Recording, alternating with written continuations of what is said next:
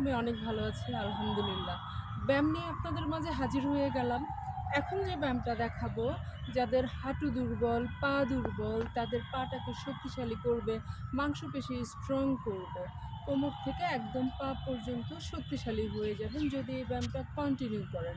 ১ সপ্তাহ করলেই দেখবেন যে অনেকটাই উপকার হয়েছে। ১ মাস কন্টিনিউ করলে কোনো রকম ব্যথা থাকবে না, হাঁটু হবে স্ট্রং। তাহলে আসেন দেখে নিই। ফার্স্টে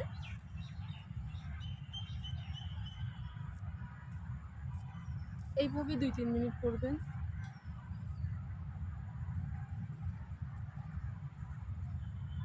এইভাবে কয়েক মিনিট করবেন।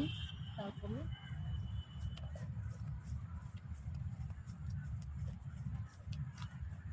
এইভাবে কয়েক মিনিট করবেন। এইভাবে করে কন্টিনিউ করবেন, শরীরচর্চা করবেন, সুস্থ থাকবেন।